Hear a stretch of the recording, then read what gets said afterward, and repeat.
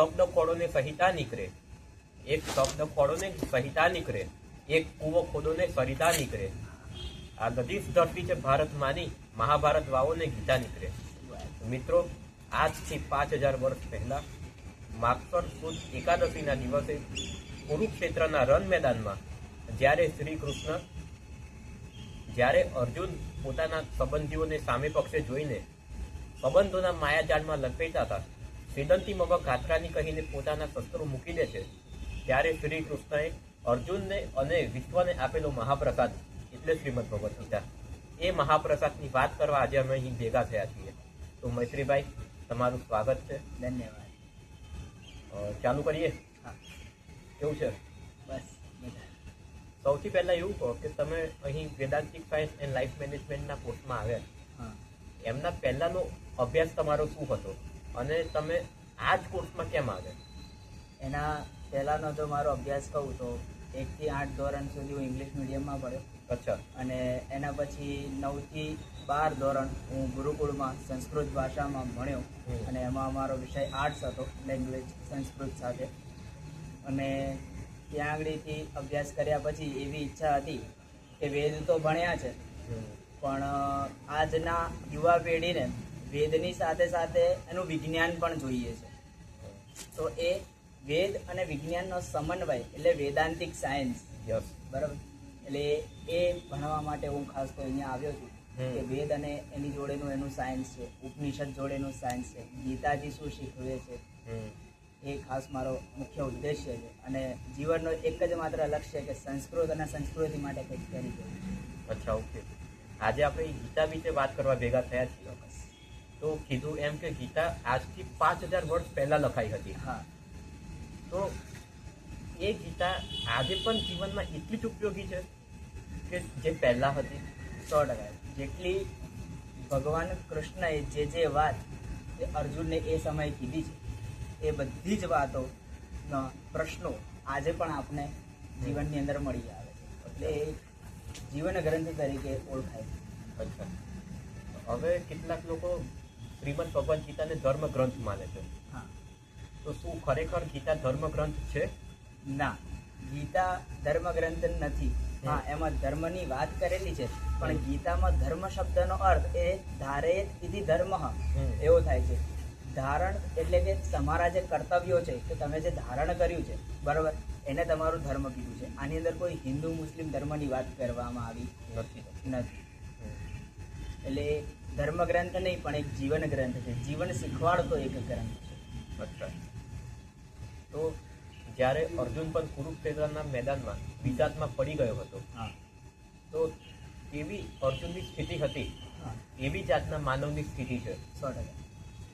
તો શું જે ગ્રંથ અર્જુન માટે જેટલો ઉપયોગી હતો, એટલો એ ગ્રંથ આજે માનવ માટે ઉપયોગી છે? 100% છે. કારણ કે એ સમયે છે ને ભગવાને એને શું કીધું કે તું સ્થિત પ્રજ્ઞ રહે, સ્થિર રહે, બરાબર, તારું કર્મ કર. અને આજના યુવાનની અંદર પણ આપણે જોઈ રહ્યા છીએ કે આવા ઘણા વિકારો તેને આવતા હોય છે, ભવિષ્યની ચિંતાની અંદર આવતા હોય છે. અર્જુનને શું હતું? ભવિષ્યની જ ચિંતા હતી. એણે કોઈ જગ્યાએ એવું નથી કીધું કે હું હારી જઈશ. તો એને એટલો સેલ્ફ કોન્ફિડન્સ છે કે હું તો જીતીશ જ, જો યુદ્ધ થશે તો મારે જીતવાનું જ છે. પણ આ લોકો જે મરશે, આમના પુત્રોનું શું, આમના પત્નીઓનું શું? એટલે એ ભવિષ્યનું વિચારીને ચિંતામાં હતા. અને આજનો માનવ પણ પોતાના ભવિષ્યને વિચારીને ચિંતામાં છે કે જો હું આજે નહીં ભણું, માર્ક્સ સારા નહીં આવે તો મને જોબ ક્યાં મળશે, અને પૈસા નહીં કમાવું તો કઈ રીતે ચાલશે બધું. એટલે એવી રીતે ભવિષ્યની ચિંતામાં છે. અને ચિંતામાં આપણે જોઈ રહ્યા છે ઘણા બધા આત્મહત્યાના કેસો પણ અત્યારે વધી રહ્યા છે, ડિપ્રેશનની અંદર આવીને. એક રિઝલ્ટ ન આવવાથી, રિઝલ્ટની અંદર માર્ક્સ ઓછા આવવાથી પણ નાના નાના બાળકો પણ અત્યારે આત્મહત્યા કરી રહ્યા છે. તો એ સમયે ભગવાન કૃષ્ણએ અર્જુનને કીધું હતું કે તું સ્થિત પ્રજ્ઞા રહે. હવે સ્થિત પ્રજ્ઞા એટલે શું કે સુખ અને દુઃખની અંદર જે સમાન રહે છે, બરાબર, અને દરેક પરિસ્થિતિની અંદર જે સમાન ભાવ રાખે છે, પોતાની જાતને એક દ્રષ્ટા ભાવથી જોવે છે. જો દ્રષ્ટા ભાવથી જોવે તો એને કોઈ પણ જાતનું ફિલિંગ્સ આવતી નથી. જો આનું ઉદાહરણ આપણે લઈએ તો પિક્ચરને આપણે પ્રકૃતિ માનીએ, જે મૂવી ચાલી રહ્યું છે સિનેમાની અંદર, અને માણસ જે છે તે એની ઓડિયન્સ. હવે મૂવીની અંદર ચાલતા સીન્સ ને જો માણસ બરાબર ખાલી જોતો રહેશે તો એને જીવનની અંદર કશું થશે નહીં, એનું જીવન શાંતિથી ચાલશે. પણ જો એ વિલનના સુખ સાથે સુખી રહેશે અને હીરોના દુઃખ સાથે દુઃખી રહેશે બરાબર, તો એનું જીવનનું સંતુલન હલવાની શક્યતા છે બરાબર. એટલે પોતાનું જીવન પોતે જો દ્રષ્ટાભાવથી જોવે, સ્થિતપ્રજ્ઞ રહે, તો તે માણસને વિકારો કશું કરી શકતા નથી. સ્થિત પ્રજ્ઞ જ તે અત્યારે તમે કીધું એમ અત્યારે લોકો ભવિષ્યની અતિ ચિંતા કરતા હોય છે. હા, તો સ્થિત પ્રજ્ઞ તે ડિપ્રેશન અને એન્ઝાઇટીનું તે સોલ્યુશન છે કે કશું બીજું પણ છે? બીજું પણ વસ્તુ છે કે ભગવાન કૃષ્ણએ ગીતાજીમાં 3 અધ્યાયના શ્લોકમાં કીધું કે કર્મણ્યેવાધિકારસ્તે મા ફલેષુ કદાચન, બરાબર. એટલે કે તું કર્મ કર, ફળની આશા ન રાખ.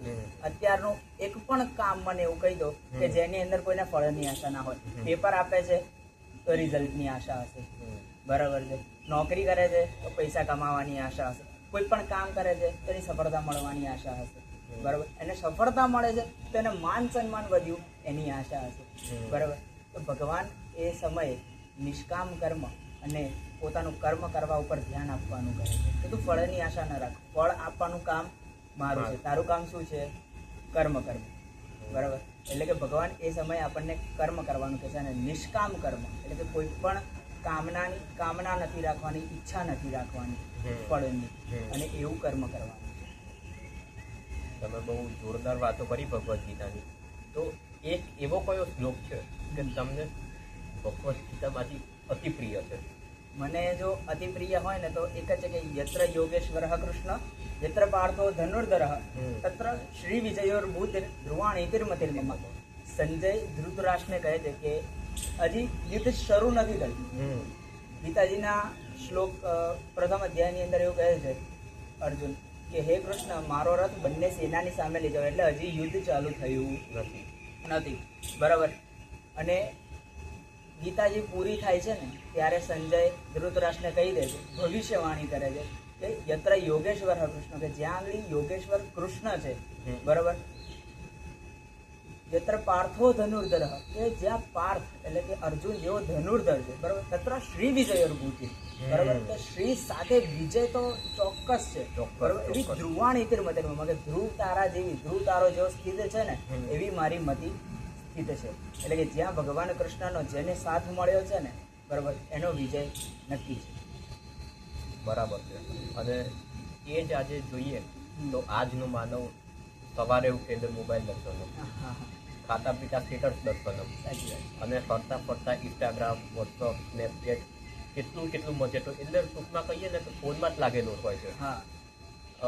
લગ્નોમાં લહેરાય છે, વ્યસનોમાં સંપડાય છે, અને એ યુવાનને ગીતાના વિચારો મળતા તે એની અંદર કશુંક ને કશુંક પરિવર્તન આવે જ છે. 100% આવે છે, બરાબર. હવે મને તમે એવું કહો કે તો કોઈ વ્યક્તિ પહેલી વાર ગીતા વાંચવાની શરૂઆત કરવા માંગતું હોય કે હવે મારે ગીતા વાંચવાની શરૂઆત કરવી છે, સમજવી છે, તો એ વ્યક્તિ ક્યાંથી ગીતાની વાંચવાની શરૂઆત કરે? અને ગીતા વાંચતા પહેલા એને કયું નોલેજ હોવું જોઈએ? જો ગીતામાં વાંચતા પહેલા કયું નોલેજની જો આપણે વાત કરીએ, તેનું જે બેઝિક નોલેજ કહેવાય, બરાબર, કે જેમ તમે શરૂઆતમાં કીધું કે ગીતા 5000 વર્ષ પહેલા લખાઈ હતી, અને બેઝિક નોલેજ કહેવાય. આવા બેઝિક નોલેજ તમારી પાસે હોવા જરૂરી છે, બરાબર છે. કે મહાભારતના ભીષ્મ પર્વની અંદરથી ગીતાજી મળી આવી છે. કેટલા ગીતાજી છે મહાભારતની અંદર એ પણ કહેલું છે, બરાબર. આવું બેઝિક નોલેજ તમારી પાસે હોવું જોઈએ. અને ત્યારબાદ જો આપણે વિચાર કરીએ કે કઈ રીતે શરૂ કરવી, તો જો આપણે એ વિચારીશું કે ભગવાન કૃષ્ણએ ગીતાજી અર્જુનને કીધી, બરાબર, તો આપણે એની જોડે આત્મીયતા બાંધી શકીશું નહીં. જો ભગવાને ફક્ત અર્જુનને જ કહેવી હોત ને તો આ લખાઈ હોત નહીં, બરાબર. એટલે એવું માનવાનું કે ભગવાન કૃષ્ણએ ગીતા મને કીધી છે, મારા માટે કીધી છે, અને એ રીતે જો આપણે વાંચીશું તો ગીતાનો સાચો સાર આપણને એની અંદરથી મળી આવશે. હવે થોડુંક કહી દઈએ કે ગીતા શું છે.